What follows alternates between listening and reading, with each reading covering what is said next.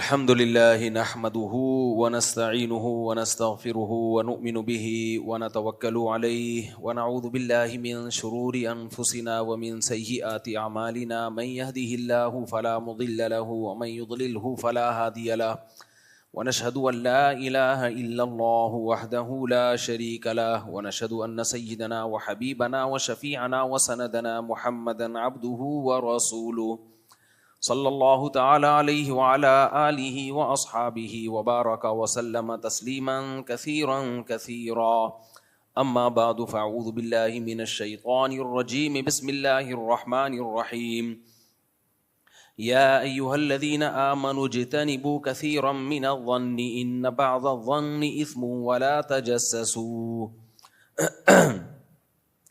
وقال تعالى وإن طائفتان من المؤمنين اقتتلوا فأصلحوا بينهما وقال النبي صلى الله عليه وسلم الكيس من دان نفسه وعمل لما بعد الموت. قرآن مجید کی چند آیات پڑھی ہیں اور نبی صلی اللہ علیہ وسلم کی ایک حدیث. اللہ تعالیٰ سے دعا ہے اللہ تعالیٰ صحیح طرح سے بات کہنے کی، سننے کی، سمجھنے کی اور اللہ عمل کی توفیق عطا فرمائے. نبی صلی اللہ علیہ وسلم نے ارشاد فرمایا کہ جو دو چیزوں کی ضمانت دے گا تو میں اس کے لیے جنت کا ضامن ہوں.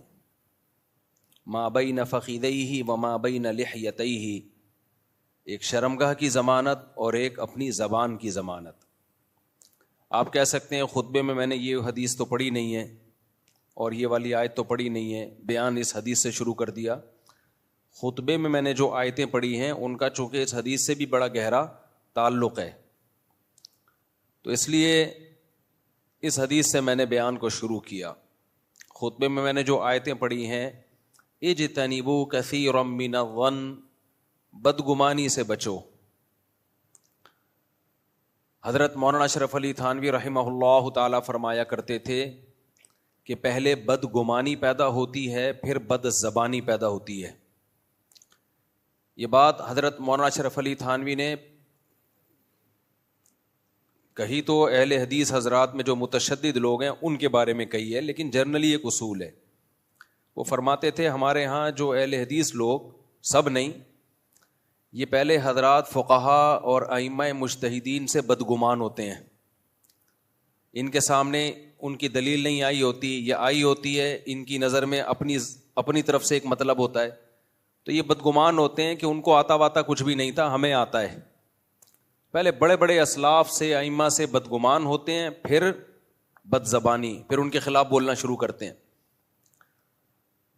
ٹھیک ہے، سب ایسے نہیں ہوتے، لیکن یہ ہم سب میں ایک جنرلی ہم سب کی ایک بیماری ہے کہ کسی کے عمل کے بارے میں یہ سوچ لینا کہ اس کا یہ مطلب بھی ہو سکتا ہے، یہ مطلب بھی ہو سکتا ہے، یہ مطلب بھی ہو سکتا ہے. اچھے اس پہ لے کے جاؤ آپ کسی کی بات کو، لیکن یہ ہماری قومی بیماری ہے ہم سب کی. ہر چیز کا الٹا مطلب لینا، ہر چیز کا غلط مطلب لینا، پھر اس غلط مطلب کے بعد بدگمانی سمجھتے ہیں نا، اس کے بارے میں سمجھنا کہ یہ بندہ ہی ٹھیک نہیں ہے. پھر جب آپ کا کسی کے بارے میں یہ خیال ہو کہ بندہ ٹھیک نہیں ہے تو پھر اس کے خلاف بھر بھر کے زبان درازی کرنا. تو یہ جو زبان ہے نا، زبان، نبی صلی اللہ علیہ وسلم نے فرمایا جس نے زبان کی ضمانت دے دی اور شرمگاہ کی ضمانت دے دی، میں اس کے لیے جنت کی ضمانت دیتا ہوں. آج سوشل میڈیا کا دور ہے، ہم دیکھ رہے ہوتے ہیں کس قدر لوگ مقدس شخصیات کو بھی بھر بھر کے برا بلا کہہ رہے ہوتے ہیں، اتنا برا بلا کہہ رہے ہوتے ہیں، اتنی سخت غلیظ زبان استعمال کرتے ہیں. اور یہ ہمارا وہ بہت سے میں وہ سیکولر لبرل طبقہ ہوتا ہے جو صبح و شام اخلاقیات کی باتیں کر رہا ہوتا ہے. ایک مثال دیتا ہوں، میرے بیان کا یہ ٹاپک نہیں ہے لیکن صرف ایک مثال کے لیے. ابھی حضرت مفتی تقی عثمانی صاحب کی ملاقات ہوئی گورنر سے، کامران ٹیسوری صاحب سے. حضرت مفتی تقی صاحب نے کہہ دیا کہ یہ رات کو ان کا جو عمل ہے ایسے جیسے حضرت عمر راتوں کو رعایا کے خیال کیا کرتے تھے، انہوں نے سنت کو زندہ کیا ہے. اس پہ جو لوگوں کی طرف سے برا بھلا کہا گیا ہے، کسی کے بڑھاپے کو نہیں دیکھ رہے، اس کی سفید داڑھی کو نہیں دیکھ رہے، اس کے علم کو نہیں دیکھ رہے، لفافہ خور مولوی اور کیا کیا الفاظ جو زبان سے ادا کرنا بھی مشکل. بھائی اگر کسی نے کسی حاکم کی کسی بھی عہدے دار کی تعریف کر دی اس کے کسی اچھے عمل میں, تو اس پہ اتنا سیخ پا ہونے کی کیا ضرورت ہے؟ چوروں کی تعریف کی ہے, ڈاکوؤں کی تعریف کی ہے, آپ کی نظر میں چور ہوگا بھائی, ان کی نظر میں نہیں ہے.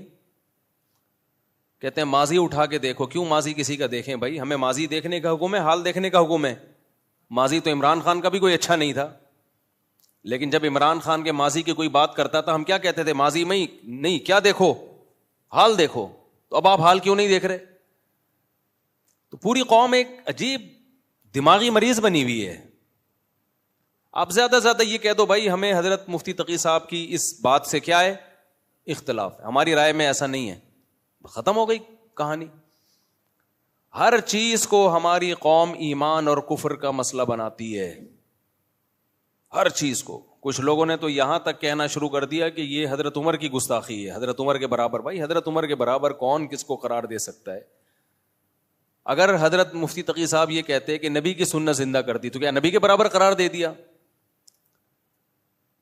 اچھا سوچنا سیکھو. اچھا اب ہم کسی کے فیور میں بات کرتے ہیں تو کیا چونکہ دیوبندی ہیں, چونکہ حنفی ہیں, لہذا یہ حنفیوں کی تائید کر رہے ہیں.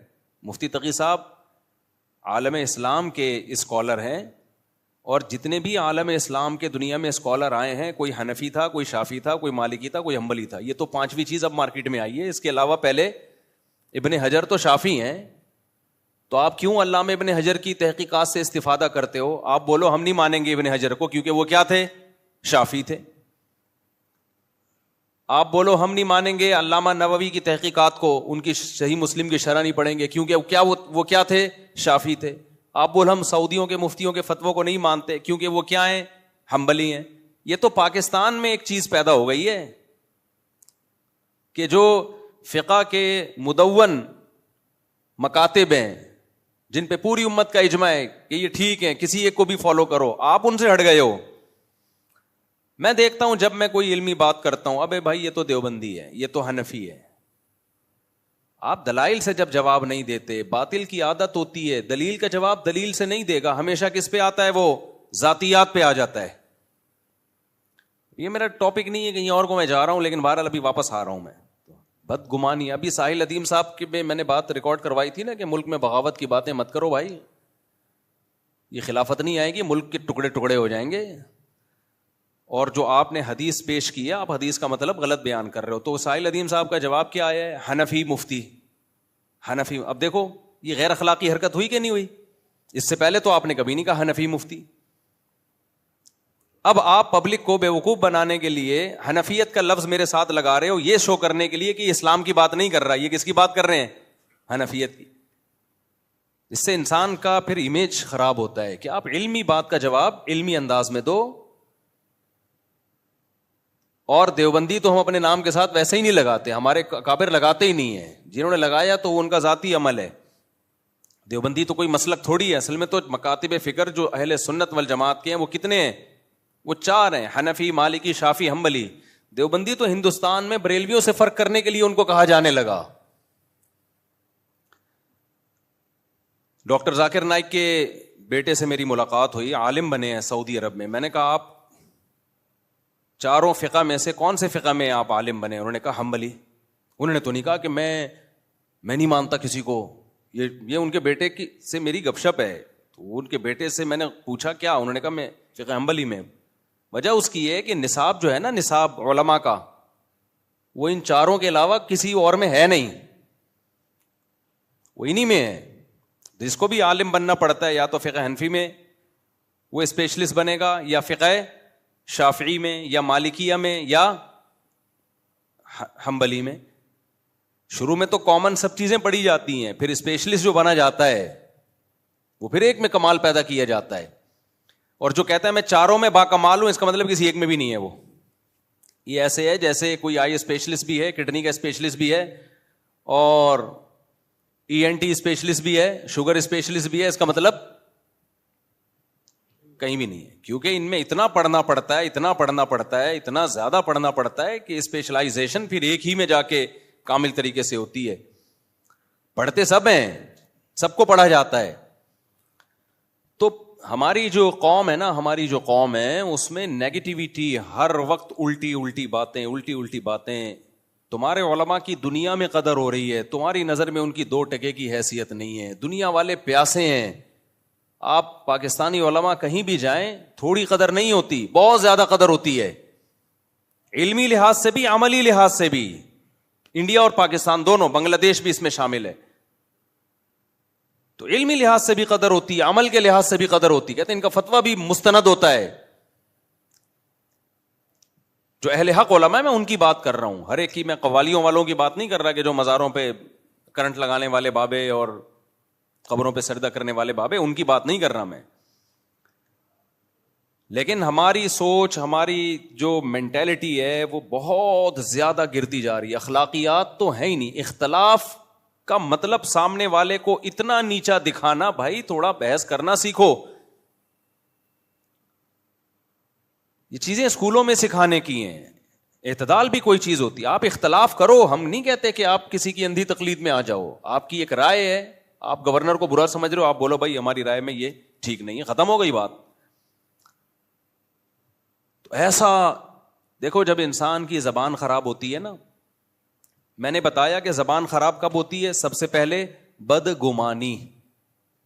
حضرت مفتی تقی عثمانی صاحب کا کامران ٹیسوری سے کچھ بھی لینا دینا نہیں ہے, 5 روپے بھی نہیں لیے ہوں گے انہوں نے.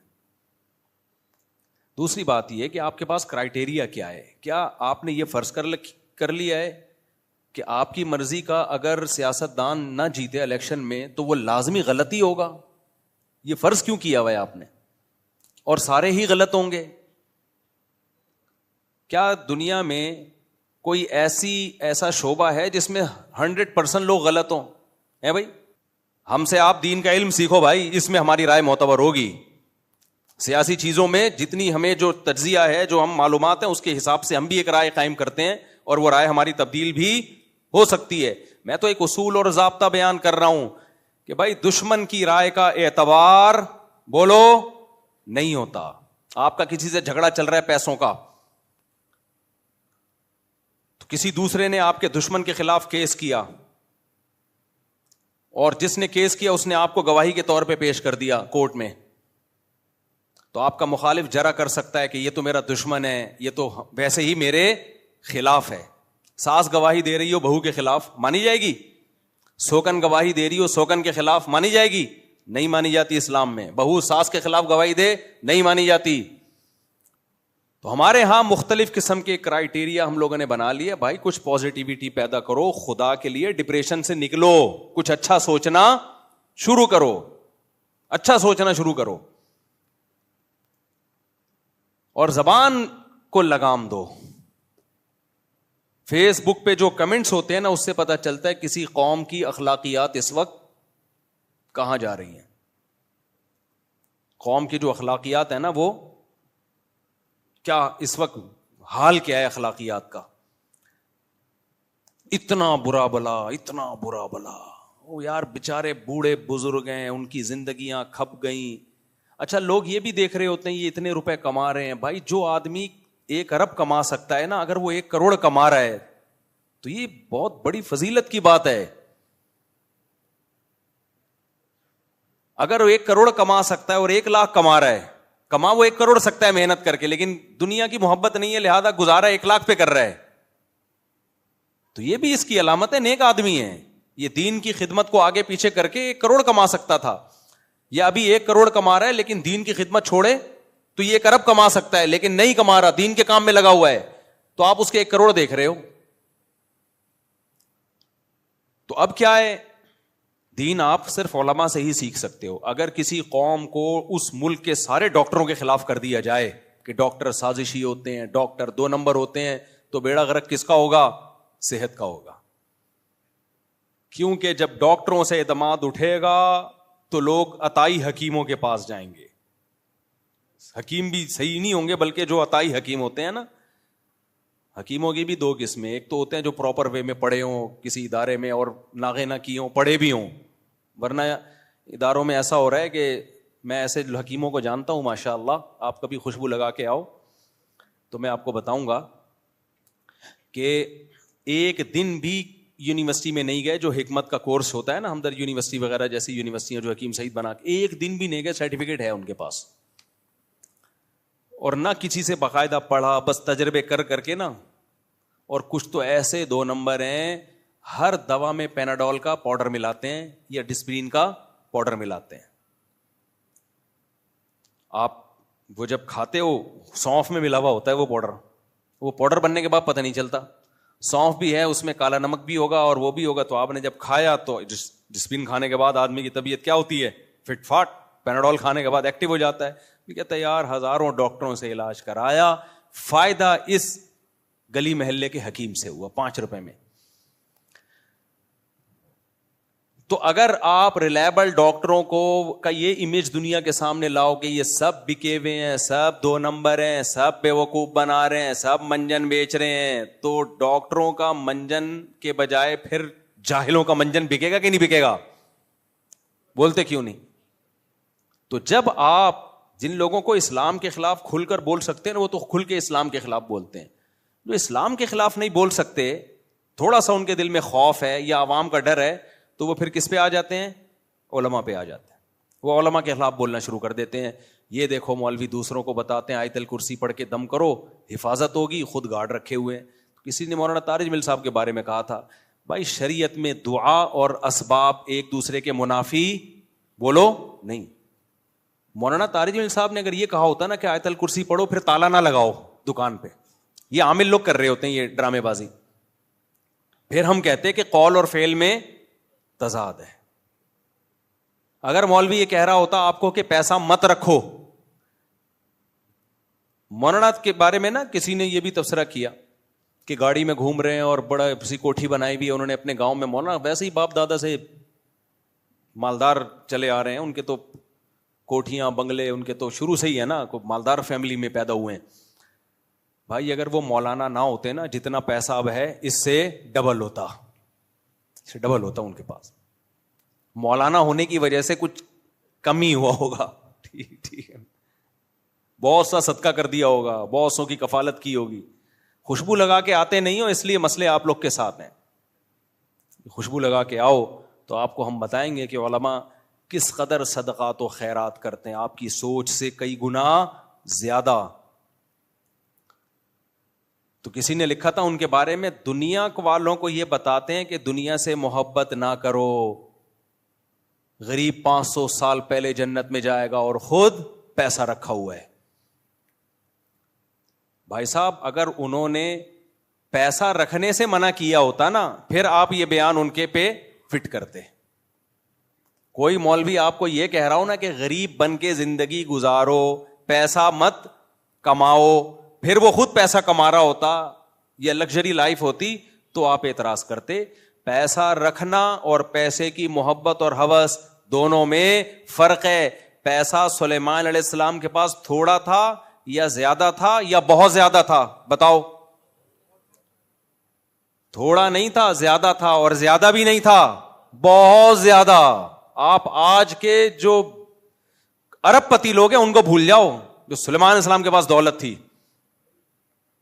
دنیا کی ساری نعمتیں تھیں اور اللہ سے مانگ کے لی تھیں اسپیشلی. حبلی ملک لا ينبغی لأحد من بعدی, انداز دیکھو, اے اللہ ایسی حکومت چاہیے. جب حکومت ہو تو وسائل کے ساتھ ہو نا, تو وسائل میں دولت ہی تو ہوتی ہے. ایسی حکومت دولت چاہیے میرے بعد کسی کو بھی نہ ملے.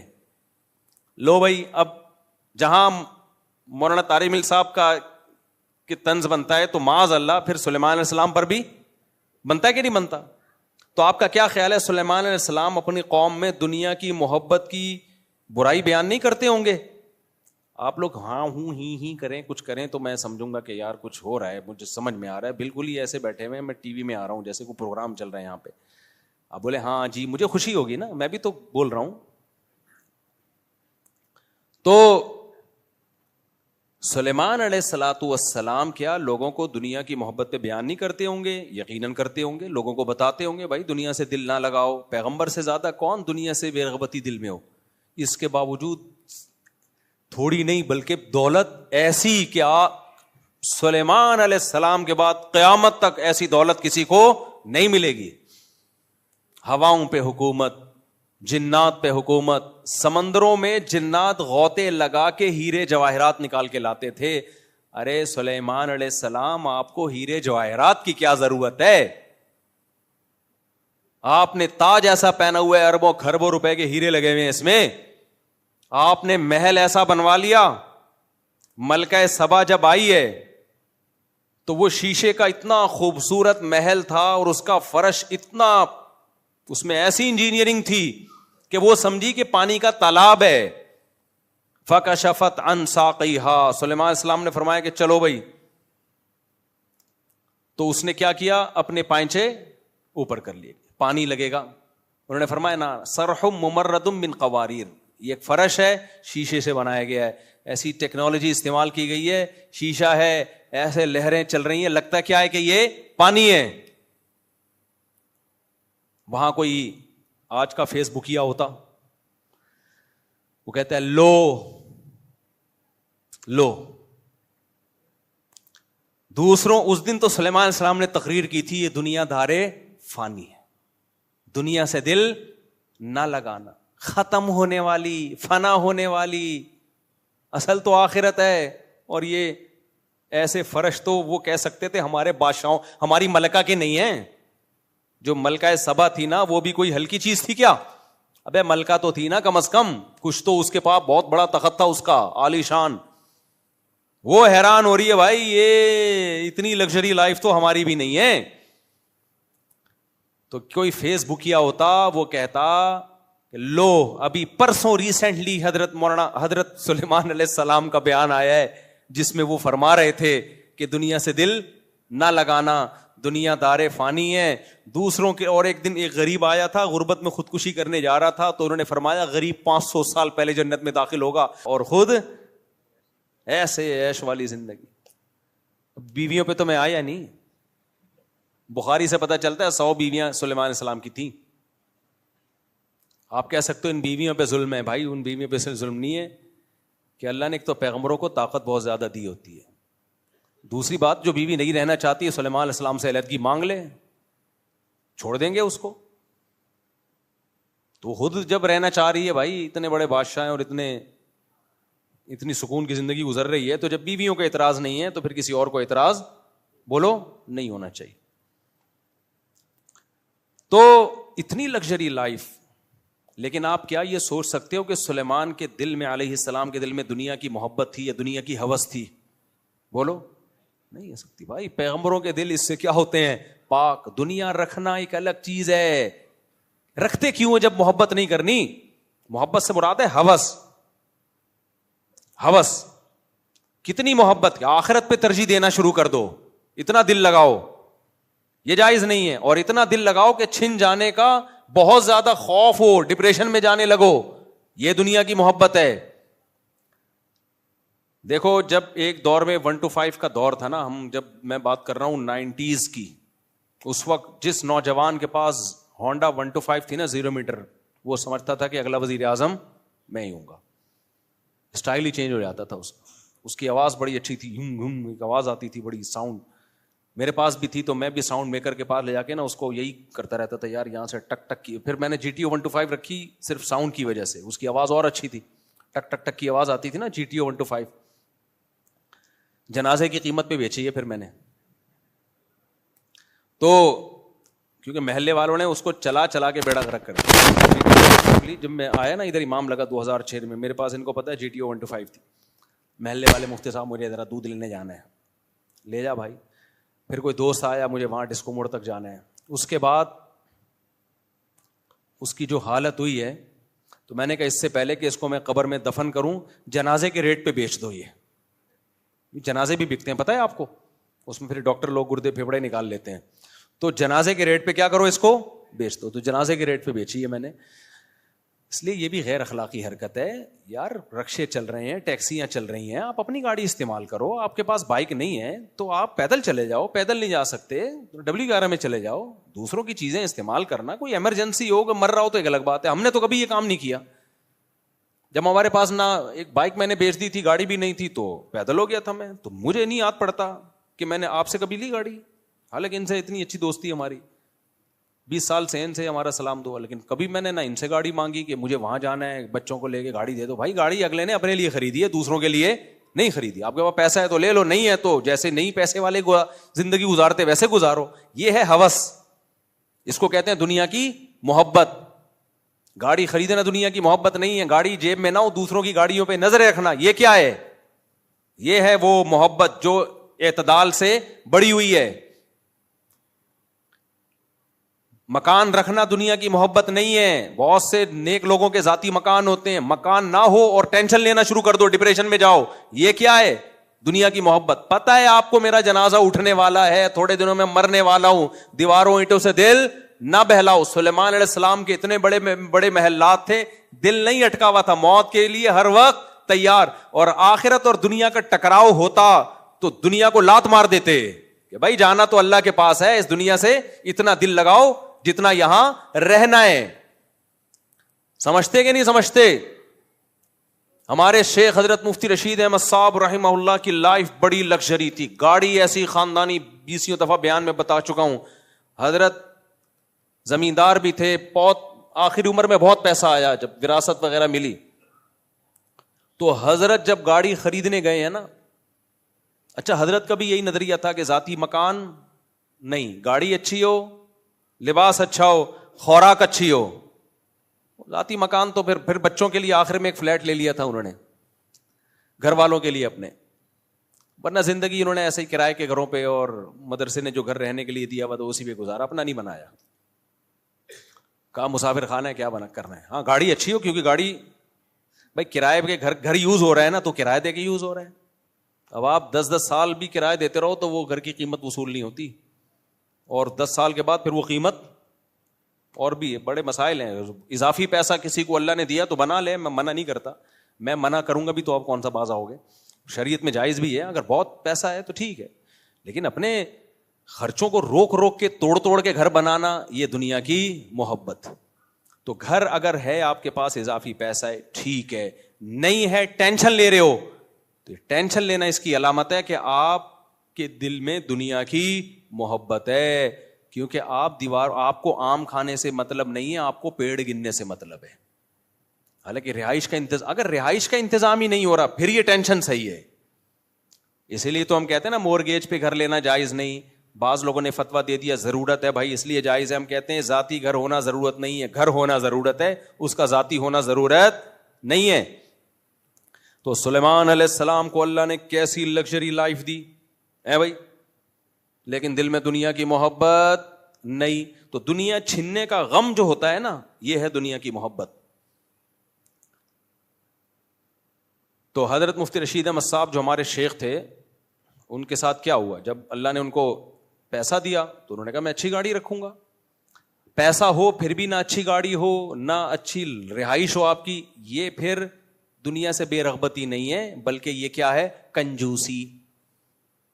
اٹ از کالڈ, بولو, کنجوسی. بہت سے لوگوں کے پاس پیسہ ہے, کمبختوں کو صحیح کپڑے پہننے کی توفیق نہیں ہوتی, کہتے ہیں ہم سادہ بہت ہیں اس لیے ناڑا لٹک رہا ہے. سادہ بہت, ایسے غریب بنے ہوں گے, آدمی کا دل چاہتا ہے اس کو زکات دے. اور ہماری قوم بھی انہی ناٹک سے متاثر ہوتی ہے. وہ حضرت اتنے بڑے ہیں, پھٹ پٹی بائک پہ گھومتے ہیں. اگر واقعی حضرت جی کے پاس پیسے نہیں ہیں پھر تو ٹھیک ہے, اگر پیسے ہیں تو یہ پھٹ پٹی بائک پہ گھومنا یہ کنجوسی ہے یا 2 نمبری ہے. دونوں میں سے ایک تو ہے. کنجوسی تو واضح ہے, 2 نمبری اس لیے کہ پھر لوگوں کو یہ شو کرنا کہ میں یا تو بہت بڑا بزرگ ہوں, یا میرے پاس پیسے ہی نہیں ہے, یا مجھے جو چندہ ملتا ہے میں بالکل خود استعمال نہیں کرتا. بعض ٹرسٹ میں بھی ایسا ہوتا ہے کہ وہ ایسے وہ بنے ہوئے ہوں گے ایسے سادے, جیسے لگتا ہے کہ بیچارے کو کبھی کھانے کو روٹی نہیں ملی, تاکہ لوگ سمجھیں صرف غریبوں کا خیال ہے, اپنا تو بیچارے کو خیال ہے ہی نہیں. وہ ناٹک ہے میرے بھائی, تو پہن لے یار, اچھے کپڑے پہن لے, ہم تجھے لا کے دے دیتے ہیں. ان کمبختوں کو دو پھر بھی نہیں پہنتے. یار اگر میرے پاس پھٹے ہوئے کپڑے ہوں, کپڑے خریدنے کے پیسے نہیں ہیں, کوئی مرید ہدیے میں لا کے دے دے, مفتی صاحب جب بھی آؤ پھٹے ہوئے کپڑے پہنے ہوئے ہوتے ہیں, یہ میری طرف سے کرتا شلوار گفٹ, پھر بھی اگر میں نہیں پہن رہا, اس کا مطلب گڑبڑ ہے کہ نہیں ہے, اس کا مطلب گیٹ اپ کو کیش کرایا جا رہا ہے. سمجھتے ہو کہ نہیں سمجھتے؟ تو نارمل لائف گزارا کرو, اللہ نے پیسہ دیا ہے تو پیسے والے نظر آؤ, نہیں دیا غربت کو انجوائے کرو. اور یہ ہمارے نبی کی حدیث ہے. یہ ٹاپک بہت دفعہ ہو چکا ہے لیکن بہت اہم ٹاپک ہے, اس لیے بار بار بیان کرنا پڑتا ہے. نبی صلی اللہ علیہ وسلم نے ایک صحابی کو دیکھا, یا ان کے جو ہے نا پراگندہ بال اور لباس بھی بالکل ایسے غربت جھلک رہی تھی لباس سے. آپ نے فرمایا کیا اللہ نے تمہیں اتنا پیسہ نہیں دیا جس سے تم اپنا حلیہ ٹھیک کرو؟ فرمایا کہ ہاں ہے میرے پاس پیسہ. آپ نے فرمایا ان اللہ یحب ان یرا اثر نعمتہ علی عبدہ, اللہ چاہتے ہیں جب اللہ نے کسی کو نعمت دی ہو تو وہ نعمت کے اثرات اس کے لباس اور پوشاک سے نظر آنے چاہیے. حدیث کا مفہوم, سواری سے پتہ چلے بھائی پیسے والا آدمی ہے, گھر سے پتہ چلے بھائی بولو پیسے والا آدمی ہے. اور ایک صاحب ہیں چندہ خور ہیں, ویسے تو بہت سارے صاحب ہیں لیکن جن کی بات کر رہا ہوں وہ ایک صاحب ہیں. ہمارے ایک ریلیٹیو ان کو چندہ بندہ بہت دیا کرتے تھے کہ بہت غریب ہے بہت غریب ہے. میں ان سے کہتا تھا یہ غریب نہیں ہے, یہ گھنا ہے. یہ غریب نہیں ہے, یہ کیا ہے؟ گھنا. گھنا سمجھتے ہو ایسے بنا ہوا ہے یوں بالکل جیسے, میں نے کہا یہ بہت بڑی فلم ہے, یہ انگلش فلم ہے 3 گھنٹے کی گانوں کے ساتھ. سمجھ میں آ رہی بات؟ یہ ہم نے گلشن اقبال میں کسی سے سنا تھا. میں نے کہا اس کا کیا مطلب؟ کہہ رہے انگلش فلم 2 گھنٹے کی ہوتی 3 کی ہوتی ہے اور اس میں گانے نہیں ہوتے. تو یہ انگلش فلم ہے اور 3 گھنٹے کی ہے اور گانوں کے, یہ بہت بڑی فلم کی بھی فلم ہے یہ. تو اچانک ایک دن وہ صاحب ان کے گھر چلے گئے بیل بجا کے, تو پتا چلا ان کی تو بیگم بھی جاب کرتی ہے, اتنی ارننگ بیگم سے, ان کی اپنی تنخواہ کیا ہے وہ معلومات لی, اچھی خاصی تنخواہ, اور گھر ایسا رکھا ہوا ہے تاکہ کوئی آئے نا گھر میں تو لگے کہ بیچارے واقعی کیا ہیں غریب, چندہ اور دے کے جائے. تو یہ اس کو سادگی کہہ سکتے ہیں؟ بولو. اب کوئی ان سے کہے یار تمہارے گھر کا حال دیکھو, چٹائیاں ڈالی ہوئی ہیں تم نے کھجور کی, اور ایک موڑا سمجھتے ہیں پنجاب میں ایک موڑا ہوتا ہے نا, وہ پہلے کھجور کی اس کا بنتا تھا کرسی ٹائپ کی چیز, ایک موڑا رکھا ہوا ہے, کوئی ڈھنگ کے صوفے رکھ لو. کہ ہمارے نبی صلی اللہ علیہ وسلم کی زندگی انتہائی سادہ تھی تو میں بھی سادگی کو کیا کر رہا ہوں ترجیح. تو یہ دلیل ٹھیک ہوگی؟ کمبخت تو اپنا گیٹ اپ کو کیش کرا رہا ہے, نارمل جیسے ہو ویسے نظر آؤ. سوال پیدا ہوتا ہے پھر نبی صلی اللہ علیہ وسلم کے گھر میں کھجور کی چھال کیوں تھی؟ آپ کے گھر میں صرف ایک پیالہ کیوں تھا؟ بھائی اس کی وجہ یہ تھی کہ نبی صلی اللہ علیہ وسلم حقیقت میں مسکین تھے, حقیقت میں مسکین تھے. آپ نے غربت میں زندگی گزاری ہے, تو جو حقیقت میں مسکین ہو غربت میں ہو اس کے لیے تو ٹھیک ہے بھائی. کیوں نبی کیوں مسکین تھے؟ نبی کے پاس پیسہ صبح آیا تو شام تک گھر میں رکھا نہیں, سارا صدقہ کر دیا. کسی میں اتنا ظرف اگر ہے کہ وہ صاحب جو چندہ لے کے زمینیں بنا رہے ہیں اور اپنا گھر کیا رکھا ہوا ہے غریبوں والا, اصل گھر کہیں اور ہوگا, کسی علاقے میں ہوگا اصل جو اوریجنل سچی مچی والا, یا ان سے زمینوں پہ زمینیں خریدی جا رہی ہوں گی. تو نبی صلی اللہ علیہ وسلم تو صبح پیسہ آیا شام تک رکھا ہی نہیں. اتنا ظرف آج کسی میں ہے؟ بھائی صبح آیا تو شام سے پہلے سارا صدقہ, یہ بھی نہیں دیکھا کہ افطاری کے لیے بھی کچھ ہے کہ نہیں ہے. اتنا ظرف اگر کسی میں ہے تو سبحان اللہ بھائی. آج کل مارکیٹ میں ایسا ظرف کیا چل رہا ہے شارٹ, اتنا توکل کس میں ہے؟ جو خطیب اور وائز بیان کرنے والا اس میں نہیں ہے تو سننے والوں میں کہاں سے آئے گا؟ پیر صاحب میں نہیں ہے جو مریدوں کی اصلاح کر رہے ہوتے ہیں, اور اگر ان میں ہے بھی تو ان کے بیوی بچوں میں ہوگا. یہ آپ میں اتنا ظرف ہو گیا, کہیں سخاوت پہ تقریریں سن کے آپ نے کہا چلو یار نبی کے پاس تو صبح پیسہ آیا, مال غنیمت کا آ گیا یا کہیں ہدیہ آ گیا, تو جو ضرورت کا تھا استعمال کیا, باقی سارا کیا کر دیا صدقہ. چلو آج سے میں بھی یہی لائف, اسی طرز حیات کو میں اختیار کروں گا.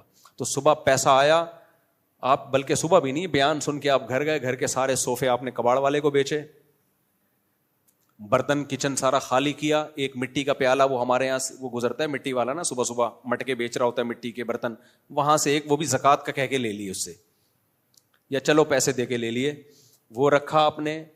اسی میں چاول بھی کھا رہے ہو, اسی میں سوپ بھی پی رہے ہو. اول تو سوپ کے پیسے آئیں گے کہاں تمہارے پاس, کھجوریں اور پانی پہ گزارا ہوتا تھا, کبھی گوشت آ گیا کہیں سے ہدیہ, تو اسی پہ گزارا.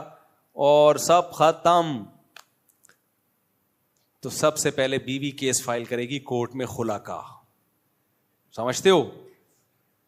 بچے مارکیٹ سے کیا ہو جائیں گے؟ شارٹ.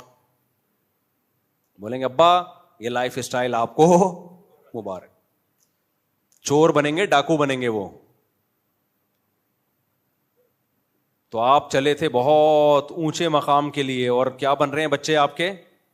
چور ڈاکو. کیا ابا نے تو کسی کام کا چھوڑا نہیں ہے, اب یہی فی الحال ہے کہ بندوق لیتے ہیں. اور نبی صلی اللہ علیہ وسلم کی ازواج نے بھی تو وہ توکل کیا ہے. امہات المومنین کی حالت کیا تھی اس غربت میں؟ دیکھو حدیث میں آتا ہے نبی صلی اللہ علیہ وسلم گھر آئے, امی عائشہ سے پوچھا کچھ کھانے کو ہے؟ میں بار بار اس حدیث پہ تبصرہ کرتا ہوں, ہم جب گھر میں آتے ہیں تو یہ نہیں پوچھتے کہ کچھ کھانے کو ہے, ہم کہتے ہیں کیا کھانے کو ہے. کچھ تو ہوگا, ہماری مرضی کا ہے یا نہیں ہے؟ دال ہے, گوشت ہے, کھچڑی ہے, دال چاول ہے, مچھلی ہے, کیا ہے؟ دال ہے تو تھوڑا سا ناک منہ چڑھا دیتے ہیں.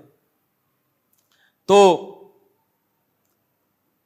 نبی جب گھر میں آتے تھے پوچھتے تھے کچھ کھانے کو ہے؟ امی عائشہ نے فرمایا یا رسول اللہ کہیں سے کچھ ہدیہ آیا تھا, سارا صدقہ کر دیا, اتنا سا بچا ہے, یہ بچا ہے. آپ بتاؤ میں اور آپ ہوتے, میٹر گھومتا نہیں گھومتا ہمارا ہے بھائی؟ میرا تو ظرف نہیں ہے, حقیقت بتاؤں, میں بھوک میں گھر جاؤں اور گھر میں غربت کی یہ حالت چل رہی ہو کہ دیکھیں کچھ ہے تو کھا لیں گے, نہیں ہے تو صبر کریں گے, بھوکے رہیں گے رات تک یا صبح تک, اللہ نے جب دے دیا تو ٹھیک ہے, نہیں تو روزے کی نیت کر لیں گے. کیا خیال ہے؟ تو مجھے بتاؤ, میں گھر جاؤں, بھوک لگ رہی ہو اور غربت کا عالم ہو, ریوو آپ کے تانوں سے بیزار ہو کے میں نے بیچ دی, صحیح ہے نا؟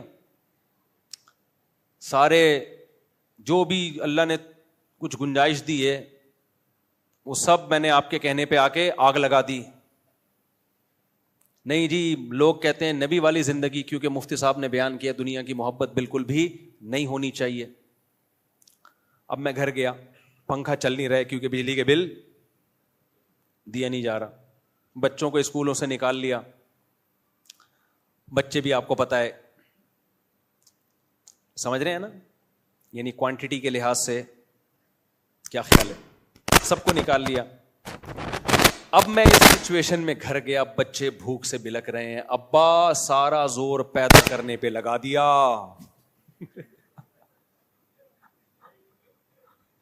اسلام میں صرف پیدا کرنے کے فضائل ہیں کیا ابا؟ بچوں کے لیے کھلانے اور کمانے کے فضائل نہیں ہیں؟ کیا خیال ہے؟ سارا زور آدھا اسلام فالو کیا ابا. اتنے میں کہیں سے کوئی اڑوس پڑوس والے کوئی نہاری بھیج دیں یا کوئی سرید بنا کے بھیج دیں کہ یار مفتی صاحب کے گھر میں سنا ہے بڑے فاقے چل رہے ہیں, اللہ نہ کرے یعنی فاقے چل رہے ہیں تو چلو یار, ویسے اللہ کا فضل ہے ہمارے اڑوس پڑوس کو اللہ نے بڑا نوازا ہے. اس طرح کی رپورٹ اب تک ملی نہیں ہے مجھے. خیر بھیج دیا. اب مجھے ایک امید ہوئی, تھوڑی سی خوشبو آئی, یار میں بھی بھوک سے بلک رہا ہوں, بچے بھی بلک رہے ہیں. اور میں گھر آیا اور بیگم نے کہا وہ میں نے دوسرے پڑوسیوں کو ہدیہ بھیج دیا تھا, 2 بوٹیاں بچی ہیں. تو میرا تو ظرف نہیں ہے میرے بھائی, میں بیگم سے بولوں گا اب تیری بھی صرف 2 بوٹیاں ہی بچیں گی. کیا خیال ہے؟ یا تو میری 2 بوٹیاں بچیں گی یا تیری. ایسا ہوگا کہ نہیں ہو بھائی؟ اتنے نیک ہم نہیں ہیں, بتا کے ہیں کہ نہیں ہم نیک, لہذا ان چیزوں کی ہم سے توقع نہ رکھو. ہم نارمل آپ کی طرح کے انسان ہیں, جتنا شریعت نے کہا بس اس حدود کا خیال کرتے ہیں. کیا خیال ہے؟ تو بہت زیادہ کی امیدیں مت لگاؤ, اس کے سائڈ افیکٹ بہت ہیں, اگر کر بھی لیں گے تو فائدہ نہیں ہے, نقصان زیادہ ہے نا. ہماری وہ صحتیں ہیں میرے بھائی. آپ کا کیا خیال ہے ہم اتنے فاقوں میں گزارا کر سکتے ہیں جو نبی نے کیا؟ تو جمعے کا بیان جب تک 2 پراٹھے ہمارے پیٹ میں نہ اتنے ہم سے تو بیان نہیں ہوتا. جس دن میں جمعے کو روزہ رکھ لوں تو بیان سے پتا چل, مجھے خود ہوتا ہے کہ آج بیان نہیں ہو رہا مجھ سے. تو ہمارے تو پیٹ میں 2 انڈے 2 پراٹھے دھڑام سے گریں گے, ڈبل روٹی پہ ہمارا گزارا نہیں ہے. پراٹھے کا بھاری نوالا صبح پیٹ میں گرے, آواز آئے گرنے کی, پراٹھا ہے, نقصان دہ ہے, کھانا نہیں, لیکن بہرحال اس کا بھاری نوالا. ہم چائنیز کی طرح نہیں ہے چائنیز کے کھانے ہم جیپنیز کے ہم نے دیکھے, آدمی کہتا ہے اللہ بس دشمنوں کو ہی کھلائے یہ کھانا. یہاں سے تھوڑے سے گھاس پھوس کھا لی, یہاں سے مچھلی فش کے ایک بوائل فش کا ایک پیس, یہاں سے ان کے عجیب سے کھانے ہوتے ہیں, ایک پیس فش کا وہ بھی ایک اور آدھا, اس کو بھی 2 ٹکڑے کرتے ہیں, آدھا تم کھاؤ آدھا میں. بہت ہی نپی تلی سی ڈائٹ ان کی. ہم تو میرے بھائی جب تک پیٹ میں روٹی کا بھاری نوالا نہ گرے, صحت کے لیے نقصان دہ ہوگا. میں صحت کی بات نہیں کر رہا, میں اپنی عادت کی بات کر رہا ہوں. وہ پوچھیں ڈاکٹروں سے کیا کھانا چاہیے. جب تک بھاری بھرکم, ہمارے ایک پٹھان دوست KPK سے آئے جامعۃ الرشید میں, تو اجتماع چل رہا تھا, ان کو دوپہر بھی چاول رات بھی چاول, دوپہر بھی چاول رات بھی چاول. ان کا 2 دن کے بعد میٹر گھوم گیا. میرا شاگرد بھی تھا, وہ کہتا ہے استاد جی ہم پریشان ہے, ہم کو اتنا موٹا روٹی کا نوالا جب تک نہیں ملے گا نا ہمیں تسلی نہیں ہوگی. روٹی کا بھاری بھرکم, مجھے چپاتی بھی نہیں چاہیے. کہہ رہی ہیں جو آپ لوگ کے گھروں میں چپاتی بنتی ہے نا, یہ نہیں, روٹی کا بھاری بھرکم نوالا چاہیے, نوالا بھاری بھرکم. تو مدرسے والوں سے بولو ہم کو روٹی دو روٹی. تو اس کے الفاظ ہیں کہ روٹی کا بھاری نوالا پیٹ میں اترے گا تو لگے گا کہ پٹھان کے پیٹ میں کچھ گیا ہے. کہہ رہے یہ چاولوں سے یہ گائے بکری کو کھلاؤ, مرغیوں کو کھلاؤ. تو میں نے جا کے پیغام پہنچایا, میں نے کہا بھائی KPK کے طلبہ کہہ رہے ہیں روٹی کے بغیر ہمارا گزارا نہیں ہے. پھر شکر ہے انہوں نے روٹی شروع کی. تو حقیقت ہے ہمارا بھی ایسا ہی ہے. روٹی اگر گندم کی ڈاکٹر کہتے ہیں نقصان دہ ہے تو جو کی کھا لو, لیکن روٹی کے بغیر تھوڑی گزارا ہے. کچھ لوگوں نے تو روٹی کی اتنی مخالفت شروع کر دی ہے کیٹو ڈائٹ کے نام سے, وہ بھی تھوڑا غلو مبالغہ معلوم ہوتا ہے. خیر میری فیلڈ نہیں, آپ وہ ڈاکٹروں سے پوچھیں. یہ تو کیا کہہ رہا تھا میں, تو ہمارے نبی صلی اللہ علیہ وسلم کا حوصلہ دیکھو بھائی, کہ آپ صلی اللہ علیہ وسلم 2 3 ٹائم کھانا نہیں کھا رہے. ہم یہ کر سکتے ہیں؟ ہم تو کم میں کتنا, ابھی یہ دیکھو آپ, اس سے زیادہ میرے پاس باریک ہونے کی مزید اسپیس, اب غائب ہی ہوں گا اگر مزید باریک ہوا. اب میں غائب ہونا شروع ہو جاؤں گا اگر میں مزید باریک ہوا. اس کے بعد ختم. کل بھی ایک صاحب ملے جو بہت ہی باریک تھے, بہت باریک یار. میں نے ان سے کہا آپ کچھ ویٹ بڑھاؤ. میں نے کہا اب آپ کے پاس مزید باریک ہونے کی اسپیس, اب غائب ہی ہو گئے آپ.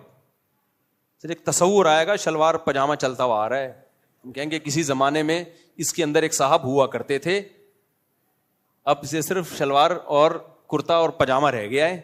بہت باریک تھے, کبھی آپ کو دکھاؤں گا, آپ بولو گے مصطفیٰ بالکل صحیح نقشہ کھینچت. اور وہ باریک بھی کیوں ہوئے ہیں, یہ میں بولوں گا کہ کیوں ہوئے تو پھر وہ سمجھ جائیں گے میری بات ہو رہی ہے, پھر یہ مناسب نہیں ہے. خوشبو لگا کہ اکیلے میں آئے تو بتاؤں گا. کچھ ٹاپک ملک کے ایسے چل رہے ہیں وہ سیاست میں بہت زیادہ پڑ گئے. اب سیاست میں وہ کس کو فیور کر رہے ہیں یہ نہیں بتاؤں گا میں, تاکہ کسی کا راز فاش نہ ہو. لیکن ان کے باریک ہونے کی وجہ کیا ہے, وہ جو سیاسی مسائل چل رہے ہیں نا, JUI PTI شہباز شریف اسٹیبلشمنٹ, تو وہ اتنا زیادہ, وہ ایسا تو فلانا ایسا, تو پھر بالآخر گھوم پھر کے امام مہدی اور دجال آنے والا ہے بس. تو وہ نا یہ ٹک ٹاک دیکھ دیکھ کے اور یہ خبریں سن سن کے ڈپریشن میں جا جا کے کیا ہو گئے. میں نے کہا بھائی اپنی صحت کا خیال کرو اللہ کے بندے, آپ کے سوچنے سے ملک ٹھیک نہیں ہوگا. ملک انسانوں کے لیے بنتے ہیں نہ, تو اگر ہم اپنا ہی بیڑا غرق کرنا شروع کر دیں تو ملک کے ٹھیک ہونے کا ہمیں فائدہ کیا ہوا پھر. تو ایسا زیادہ ڈپریشن میں نے کہا چھوڑ دو, میڈیا دیکھنا چھوڑ دو, سوشل میڈیا پہ آنا چھوڑ دو, صحتیں برباد ہو گئی بھائی. اچھا خیر کیا بات کر رہا تھا میں, تو ہمارے نبی صلی اللہ علیہ وسلم کا یہ ظرف, تو ہماری تو بھائی صحتیں بھی ایسی نہیں ہیں. نمبر 2, اگر ہم افورڈ کر بھی لیں تو گھر والے وہ توکل نہیں کریں گے, اس کے سائیڈ افیکٹ بہت ہوں گے, طلاقیں ہوں گی, بچے باغی ہوں گے. تو ہمارے نبی کا تو گھرانہ بھی سید تھا بھائی, ان میں سب میں توکل تھا. سیدہ فاطمہ رضی اللہ تعالی عنہا نبی کی خدمت میں آئیں کہ چکی پیس پیس کے ہاتھوں میں کیا پڑ گئے ہیں, کھڈے, کوئی ملازم دے دیں, کوئی غلام دے دیں, کوئی باندی دے دیں, خدمت کرے. آپ نے فرمایا غلام اور باندی سے اچھا تمہیں عمل نہ بتاؤں؟ سیدہ فاطمہ نے فرمایا ضرور. فرمایا ہر نماز کے بعد 33 دفعہ سبحان اللہ, 33 دفعہ الحمدللہ, 34 دفعہ اللہ اکبر, یہ غلام اور باندی سے بہتر ہے. مطلب غلام باندی نہیں ملے گا, کوئی خادم گھر میں نہیں. اپنی بیٹی کے لیے یہ توکل, تو بیٹی بھی اللہ پہ اعتماد والی تھی, چلی گئیں. داماد بھی اللہ پہ اعتماد والے, سیدنا علی, وہ بھی خاموش. تو ایسا گھرانہ بھائی اگر کسی کو ہو, ہمارا تو سسرال اس ٹائپ کا نہیں ہے, اور ہم جن کے سسرال ہیں ہم بھی ایسے نہیں ہیں بھائی. اگر ہماری بچی کے لیے کوئی یہ کہے کہ کوئی بھی خادم نہیں, کچھ بھی نہیں, اور ہاتھوں میں گڈھے پڑ جائیں تو ہم برداشت کر لیں گے؟ آپ بھی نہیں, کوئی بھی نہیں کرے گا برداشت. تو اس لیے جو جتنا افورڈ کر سکتے ہو نا. وہ ایک مزاحیہ کلپ نظر سے گزرا, ایک آدمی کو عادت پڑ گئی تھی دوسری کی بیویوں کو اپنی بیوی بھولے سے کہتا تھا اور گھر میں گھس جاتا تھا, تو کئی دفعہ پٹا. تو اور سرٹیفکیٹ لے کے گھوم رہا تھا کہ مجھے بھولنے کی بیماری ہے, تاکہ پٹوں نا تو بتا سکوں کہ بھائی مجھے بھولنے کی کیا ہے بیماری. تو کسی نے کہا کبھی بھولے سے اپنی بیوی کو بہن بولا ہے؟ تو کہتے ہیں ہم اتنا بھولتے ہیں جتنا افورڈ کر سکیں. ہم اتنا بھولتے ہیں جتنا افورڈ کر سکے. یہ جو شراب پی کے طلاقیں دیتے ہیں نا, تو طلاق واقع ہو جاتی ہے. خود اگر شراب پیو, اس کے واقع نہ ہونے کی کوئی شریعت میں دلیل موجود نہیں ہے. جبری طلاق بھی واقع ہو جاتی ہے. اچھا, جب میں نے جبری طلاق کی بات کی نا کہ زبان سے 2 جبری طلاق تو واقع ہو جاتی ہے, تو کچھ لوگ کیا کرتے ہیں, جو میرے پورے دلائل نہیں آدھے دلائل دے کے اس پہ ری ایکشن ریکارڈ کروا دیتے ہیں مختلف قسم کی سرکاروں سے. تو یہ خیانت ہے. آپ جو دلیل دے رہے ہو اس کا میرے کلپ میں جواب موجود ہے. میں نے کہا نا جبری طلاق, کیونکہ طلاق کا تعلق زبان سے ہے, زبان سے.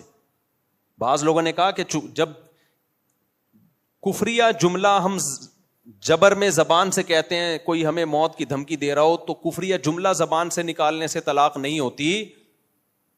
تو گن پوائنٹ پہ کفریہ جملہ زبان سے نکالنے سے انسان کافر نہیں ہوتا, تو طلاق تو کافر ہونے سے ہلکی چیز ہے نا بھائی. کوئی گن پوائنٹ پہ آپ سے کفریہ جملہ نکلوائے تو اسلام کہتا ہے آپ کافر نہیں ہوگے, کیونکہ جان بچانے کے لیے آپ نے زبان سے جملہ کفریہ کہا ہے. تو بعض لوگ کہتے ہیں کہ جب کافر نہیں ہوتا جبرن, تو طلاق تو کفر سے کم درجے کی چیز ہے, تو جبرن وہ طلاق کیسے واقع ہو جاتی ہے؟ اس کا میں نے تفصیل سے جواب دیا ایک ایک چیز کا. تو جواب دینے والوں نے کہا کہ مفتی صاحب غلط قیاس کر رہے ہیں. بھائی صاحب قیاس تو آپ کر رہے ہو, آپ کفر پہ قیاس کر رہے ہو طلاق کو. یعنی ایک مینٹلٹی دیکھو, جو قیاس کر رہا ہے وہ ہمیں کہہ رہے ہیں کہ ہم قیاس کر رہے ہیں, حالانکہ ہم قیاس تھوڑی کر رہے ہیں, ہم تو قیاس کی نفی کر رہے ہیں کہ یہاں قیاس بنتا نہیں ہے. کفر کا تعلق دل سے ہے. جب زبان سے گن پوائنٹ پہ انسان کلمہ کفر کہہ رہا ہے تو دل سے راضی نہیں ہے, لہذا کافر نہیں ہوگا, کیونکہ کفر کا تعلق کس سے ہے؟ دل. زبان تو ایک عکاسی کرتی ہے, جبکہ طلاق کا تعلق دل سے نہیں ہے. کس سے ہے؟ زبان سے ہے. اور اس کی حدیث میں دلیل ہے, ثلاث جدہن جد وہزلہن جد. نبی نے فرمایا 3 چیزوں میں مذاق بھی حقیقت, حقیقت بھی حقیقت. تو مذاق میں جب انسان طلاق دے رہا ہوتا ہے دل سے دے رہا ہوتا ہے, تو علت اس کی یہی ہے مذاق میں طلاق دینے کی کہ دل سے راضی نہیں ہوتا. تو ہم کہتے ہیں کہ جبر میں بھی یہی ہے, دل سے راضی نہیں ہے لیکن زبان سے ورڈنگ کر رہا ہے, لہذا ڈیورس واقع ہو جائے گی. اب ایک سوال یہ پیدا ہوتا ہے, تو قیاس آپ کر رہے ہو بھائی, ہم تھوڑی کر رہے ہیں. آپ کفر پہ قیاس کر رہے ہو جو بالکل الگ چیز ہے. قیاس خود کر رہے ہوتے ہیں اور ہمیں کہہ رہے ہوتے ہیں کہ ہم قیاس کر رہے ہیں. ہم تو قیاس نہیں کر رہے ہیں, ہم تو حدیث پیش کر رہے ہیں. اور وہ والی حدیث, ایک صحابیہ جو تھی اپنے شوہر کے سینے پہ سوار ہو کے چھورا رکھ دیا اور کہنے لگی کہ طلاق دو, انہوں نے دے دی ڈیورس. تو جب نبی کے پاس یہ کیس آیا, آپ نے فرمایا لا قیلولۃ فی الطلاق, طلاق میں ریورس گیئر نہیں ہے. اب یہ کہتے ہیں اس حدیث کی سند ضعیف ہے. اس کا بھی میں نے جواب دیا تھا کہ آپ کے کہنے سے تھوڑی ضعیف ہو جائے گی, تو سند کی پوری بحث میرے فتوے میں موجود ہے. بہرحال آپ بتاؤ کہ کیوں ضعیف ہے, تو میں پھر اس کا جواب دوں گا. اور یہ بالفرض یہ حدیث ضعیف بھی ہو, تو ثلاث جدہن جد اور ہزلہن جد والی حدیث تو بالکل صحیح ہے. تو اس سے صاف پتہ چلتا ہے طلاق کا تعلق دل کی نیت سے نہیں ہے. ہاں یہ سوال پیدا ہوتا ہے کہ جبرن جب کوئی گن پوائنٹ پہ طلاق دے رہا ہے بیوی کو زبان سے, تو بیوی کا کیا قصور ہے اس میں؟ تو طلاق ویسے ہی کوئی بیٹھے بیٹھے دے دے تو بیوی کا کوئی قصور ہوتا ہے؟ تو اس میں شریعت نے بیوی کے قصور ہونے وار ہونے یا نہ ہونے پر حکم کا مدار نہیں رکھا. تو آپ تو قیاس در قیاس کرتے چلے جا رہے ہو. نصوص جو شریعت کی نصوص ہیں ان کے مقابلے میں قیاس حجت نہیں ہے. یہاں بعض لوگ یہ سوال کرتے ہیں اس طرح, تو پھر جو چاہے جس کو چاہے طلاقیں نکلواتا چلا جائے. اس کا جواب یہ ہے کہ ہو رہا ہے ایسے ہیں, جو چاہے جس کو چاہے کیوں نکلوائے گا بھائی؟ یہ کام تو ڈاکو لوگ کرتے ہیں.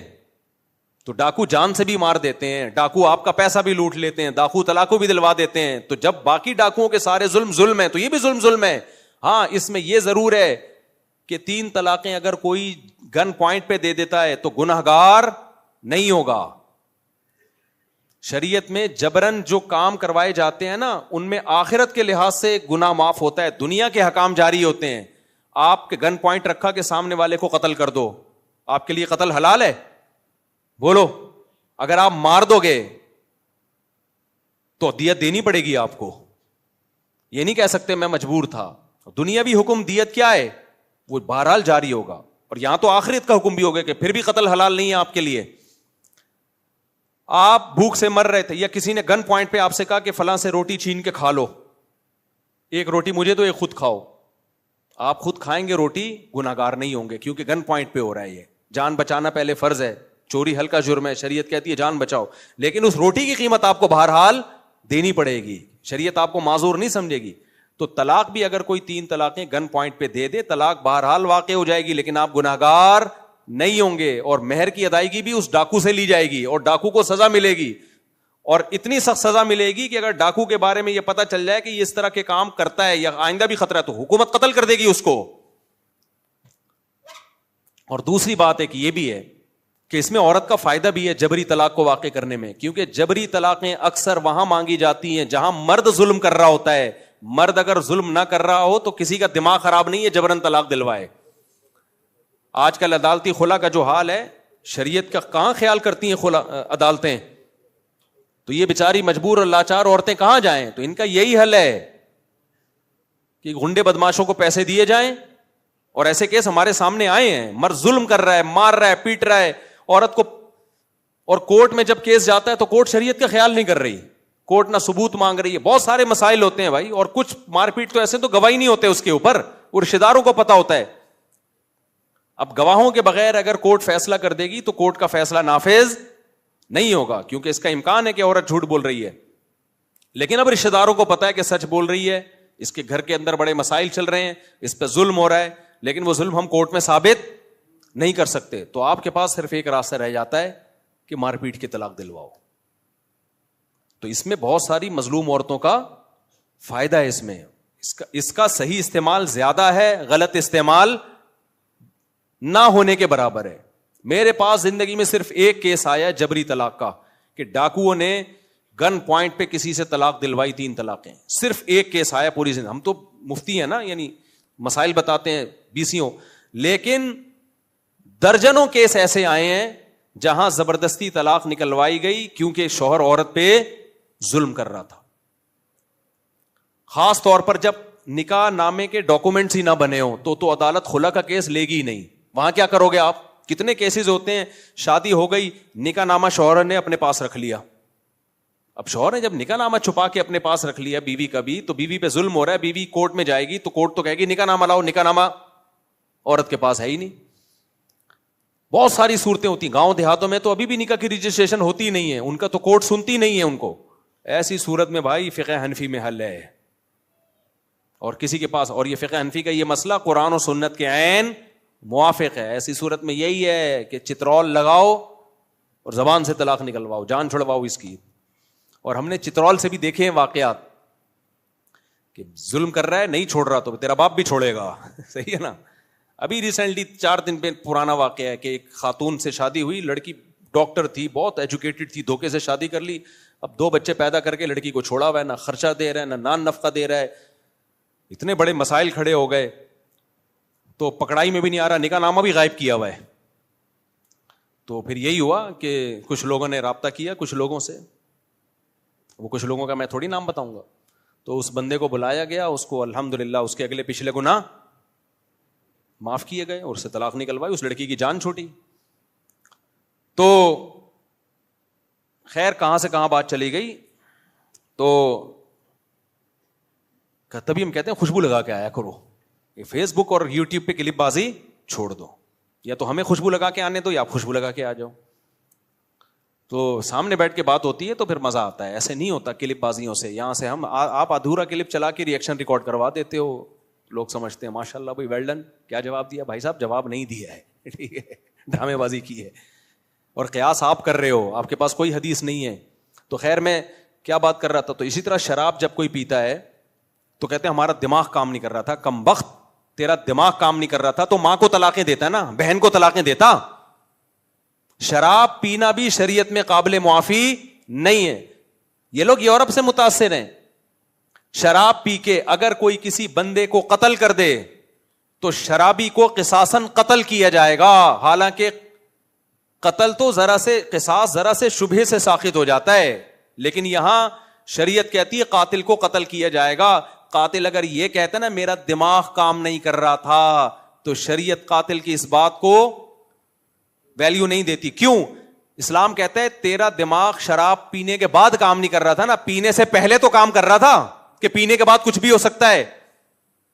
تو جب قتل معاف نہیں ہے تو طلاق کیسے معاف ہو گئی؟ طلاق قتل سے کم درجے کی چیز ہے. یہاں بھی امام حنیفہ کا موقف بہت جاندار شاندار ہے کہ قتل معاف نہیں ہے تو بیوی کو طلاق دینا کہاں سے معاف ہو گیا؟ اگر خود شراب پی ہے اور طلاق دے دی تو واقع ہو جائے گی. کیونکہ یہ کہنا کہ بالکل دماغ کام نہیں کر رہا تھا, یہ غلط ہے. شرابیوں کمبختوں کا اتنا دماغ کام کر رہا ہوتا ہے کہ بہن کو طلاق دینی ہے, ماں کو دینی بھی, ہمیشہ کمبخت بیوی کو ہی دیں گے طلاق, کسی اجنبی کو نہیں دیں گے جا کے.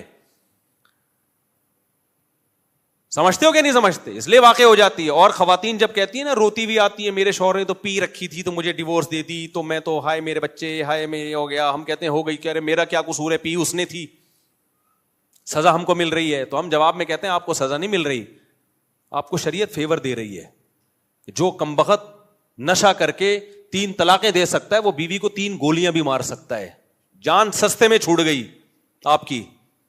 کل وہ چاقو بھی مار سکتا تھا, بچوں کا گلا دے. شراب پی کے دیکھتے نہیں کیا یورپ امریکہ میں جہاں قانون کی اتنی بالادستی ہے, پورے ناپا جاتا ہے. ہم جو وہاں کسی یورپ کے کنٹری میں تھے, گاڑی جیسی رکی ایک بندہ آ گیا نا ناپنے, کوئی آلہ لے کے. خیر ہمیں داڑیاں ٹوپیوں میں دیکھا چلا گیا. میں نے کہا یہ کیا ہے؟ کہہ رہے ہیں یہ لوگ دیکھتے ہیں کہ زیادہ تو نہیں پیوی. تو کہہ رہا ہے اس کو جب شکل سے اندازہ ہو گیا پینے والی پارٹی لگ نہیں رہی ہے تو نکل لیا. کہہ رہی ہمیں سہولت ہے کہ ہمیں عام طور پہ جو مسلمانوں کو نہیں دیکھا جاتا, ورنہ گوروں کو چیک کرتے ہیں. تو اتنی چیکنگ کے بعد بھی ایسے خطرناک حادثات ہوتے ہیں پینے کے بعد کہ آپ کی سوچ. تو اس لیے میں ان سے کہتا ہوں پی کے دے دی نا, یہ اچھا ہو گیا, جان چھوڑ گئی, کہیں اور شادی کر لو. ورنہ کل 3 چاقو مار دیتا. ایسے واقعات ہیں. اپنے کزن کو گولی مار دی شراب پی کے, دشمنیاں چلی ہیں, جیل میں چلے گئے, عمر قید کی سزا ہو گئی. بہت مسائل ہیں. تو شراب کوئی ہلکا جرم ہے کیا؟ کچھ بھی ہو سکتا ہے بھائی پینے کے بعد. تو خیر ہم جلدی سے بات کو سمیٹ کے ختم کریں. اس لیے اپنے بچوں کو خدا کے لیے انسان کا بچہ بناؤ, مولاناؤں سے ملاؤ ان کو. تمہارے پاس تبلیغی جماعت کے علاوہ اور علماء کے بیانات کے علاوہ اپنے بچوں کو ٹھیک کرنے کے لیے کوئی اور آپشن بولو نہیں ہے. ہماری یونیورسٹیوں کے پاس اتنی پاورفل موٹیویشن نہیں ہے کہ آپ کے بچے سے شراب چھڑوا دیں. شرابی بنا تو سکتے ہیں, وہ چھڑوا نہیں سکتے. کتنے نیک شریف شرفا بچے یونیورسٹیوں میں گئے, چرس پینا شروع کر دی انہوں نے, سگریٹ پینا شروع کر دی. تعلیم کے ہم خلاف نہیں ہیں, بار بار ہم بتاتے ہیں, ماحول کے خلاف ہیں. تو اس لیے آپ صبح و شام مفتی تقی صاحب ایسے, تو تبلیغی جماعت والے ایسے, مولانا طارق جمیل صاحب ایسے, وہ گاڑیوں میں گھوم رہے ہیں, مفتی تقی صاحب نے گورنر کی حمایت کر دی, یہ وہ لفافہ لے رہے ہیں, یہ کر رہے ہیں, معاذ اللہ. تو آخر میں جب تمہارا بچہ بیڑے گا نا, تم بولے کہ کسی مولوی صاحب کے پاس بیٹھاؤ اس کو. میں نے بہت دیکھے ہیں.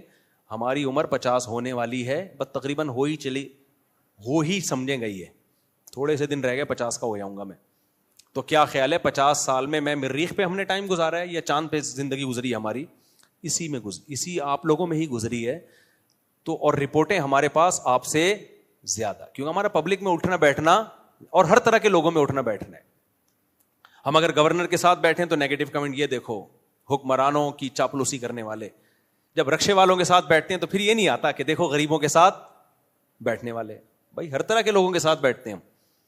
تو اب مجھے ایک بات بتاؤ, ہم پبلک میں رہتے بھی ہیں الحمدللہ, پبلک کے حالات بھی ہمیں معلوم ہیں, تو رپورٹیں کم ہوں گی یا زیادہ ہوں گی ہمارے پاس؟ زیادہ ہوں گی نا. تو میں آپ سے عرض کر رہا ہوں کہ آپ علماء کو برا بلا مت کہو, کیونکہ آپ کے کہنے سے آپ کے بچوں کے دل سے علماء کا احترام نکل جائے. اور ایک دفعہ جب احترام نکلا نا تو آپ کے پاس اپنے بچوں کو انسان کا بچہ بنانے کے لیے تمام تر آپشن ختم. ابھی پرسوں پٹیل ہاسپٹل کسی کام سے جانا ہوا تو ایک صاحب ملے, میں ڈپریشن کا مریض تھا, کہنے لگے آپ کے بیان سن سن کے ڈپریشن میری ختم. ایسے تو 20 کیس ہیں. تو ڈپریشن کے پیشنٹ بھی مولویوں کے محتاج ہو گئے ہیں. صحیح, ایسے تو بہت ہیں. ویڈیو ایک پڑی ہوئی ابھی میرے پاس, وہ کسی نے انگلینڈ سے بھیجی کہ میں گولیاں کھا رہا تھا, میری ڈپریشن چھوڑ گئی. اور ایک صاحب نے کہا میں پتہ نہیں 5 سال سے علاج کر رہا تھا ڈاکٹر سے, میری وہ میڈیسن ساری چھوڑ گئی. تو کیا لطیفوں سے چھوٹ گئی ہے؟ لطیفوں سے چھوٹنی ہوتی تو بھائی بڑے بڑے کامیڈین پڑے ہوئے ہیں یوٹیوب پہ, آپ دیکھ لو جا کے.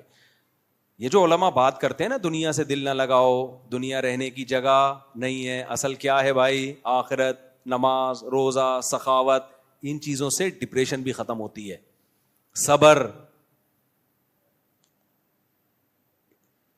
صبر کی جو ٹیبلٹ اللہ نے قرآن میں دی ہے, الذین اذا اصابتہم مصیبہ, اللہ فرماتے ہیں جب ان کو کوئی مصیبت پہنچتی ہے تو کیا کہتے ہیں؟ انا للہ و انا الیہ راجعون, ہم اللہ کے غلام ہیں اور ہم نے لوٹ کے کس کی طرف جانا ہے؟ اللہ کی طرف.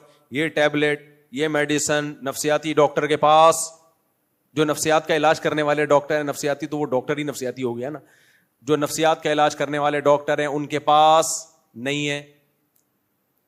ایک امریکہ سے ایک خاتون تھی, انہوں نے بتایا کہ میرے گھر والے حیران ہیں کہ تو 5 سال سے میڈیسن لے رہی ہے تو چھوٹی کیسے یہ تیری ڈپریشن, چھوٹی کیسے؟ وہ مان نہیں رہے, ڈاکٹر نہیں مان رہے.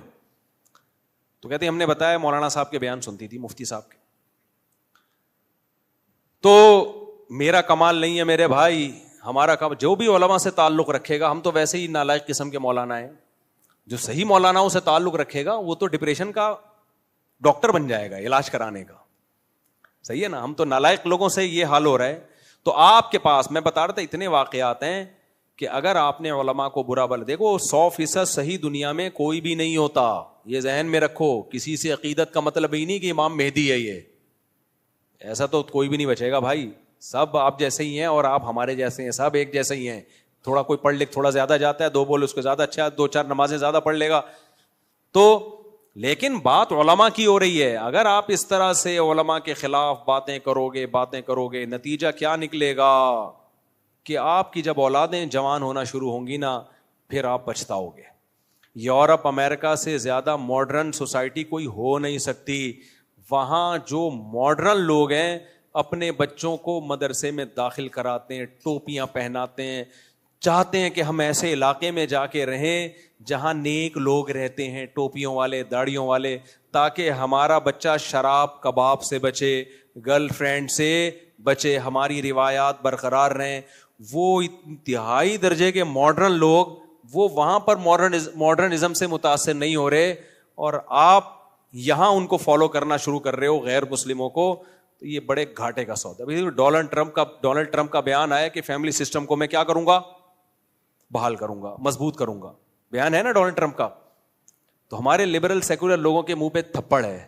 ابے وہ لوگ چاہ رہے ہیں اپنے خاندانی نظام کو واپس لے کر آئیں, وہ گرل فرینڈ بوائے فرینڈ کے سسٹم سے بیزار آ گئے ہیں. اور ہمارے والے کیا کر رہے ہیں؟ Actually education. یہ مولوی لوگ ہیں, بچی کی شادی وادی بچوں میں لگا دی. ایکچولی کیا ہے؟ پہلے ایجوکیشن, پہلے کچھ پڑھ تو لو. میں کہتا ہوں پڑھو بھائی, کس نے منع کیا؟ لیکن آپ کے پاس ایک ایج ہے, یا تو ہم ہمیشہ کے لیے دنیا میں آئے ہوتے نا, تو میں نے اب تک ایک شادی بھی نہ کی ہوتی, میں پڑھ ہی رہا ہوتا ابھی بیٹھے. مجھے پتا تھا جب میں بالغ ہوا, جوان ہوا, کہ بھائی ہمارے پاس ٹائم کیا ہے, تھوڑا مقابلہ بہت سخت ہے. ٹائم بہت تھوڑا ہے, جوانی کے تھوڑے دن ہیں, مقابلہ کیا ہے؟ شادی بھی کرنی ہے, اتنی بھی کرنی ہے, اور اتنے بچے بھی ہوں گے, اور بچوں کو بڑا بھی کرنا ہے, پھر بچوں کو پڑھانا بھی ہے, مقابلہ, اور پھر کمانا بھی ہے, دین کی خدمت بھی کرنی ہے. سارے کام ہی ایک ساتھ ہوں گے. یہ نہیں ہوگا کہ پہلے یہ پھر وہ. اتنا ٹائم اللہ نے نوح علیہ السلام کے علاوہ کسی کو بھی نہیں دیا, جبکہ انہوں نے بھی سارے کام ایک ساتھ کیے. ہم اگر 950 سال 1000 سال کے لیے آتے تو میں کہتا ایکچولی پہلے میں کیا کروں گا, میں پڑھائی, پھر میرا 10 سال کا تجربہ ہوگا پڑھائی کا اور افتاء کا, فن افتاء جو ہم نے مفتی بنے, پھر میں بزنس کو فوکس کروں گا, پھر جب میری اتنی انکم ہو جائے گی تو پھر میری پہلی شادی ہوگی, لیکن اس میں اتنا ٹائم, پھر میرا ذاتی مکان ہوگا, کیا خیال ہے, اس کے بعد جا کے پروگرام ویسے ہی ختم ہو جائے گا.